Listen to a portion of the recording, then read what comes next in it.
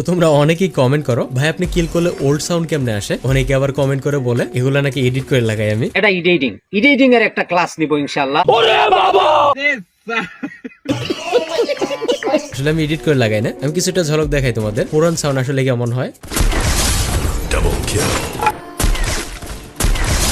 Triple. Quadruple.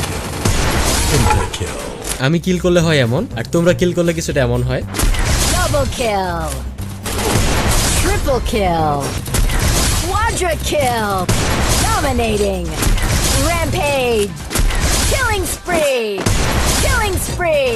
তোমার যদি জানা না থাকে এই সাউন্ডটাকে তুমি কিভাবে ইনপুট করবা আর কিভাবে ওল্ড ফ্রি ফায়ারের সাউন্ড আসবে, তাহলে ভিডিওটা দেখো তবেই তুমি বুঝতে পারবা। প্রথমে তোমরা সেটিং এ চলে যাবা, সেটিং থেকে ল্যাঙ্গুয়েজ অপশনটা সিলেক্ট করে নিবা। তোমাদের বেলায় হয়তো ইংলিশ সিলেক্ট করা থাকবে, তোমরা এখান থেকে পর্তুগিজ সিলেক্ট করে নিবা, সিলেক্ট করে ওকে করে দিবা। এখানের কাজ তোমার শেষ। এবারে তোমাকে যেতে হবে ডাউনলোড অপশনে, এখান থেকে তোমরা স্ক্রল করে নিচে চলে আসবা, তুমি ক্লিক করে দেবা আউটফিট এন্ড কালেকশনে, যেটা সবার লাস্টে। এখান থেকে তোমরা ডিলিট বাটনে ক্লিক করে ভয়েসটাকে সিলেক্ট করে ডিলিট করে দিবা।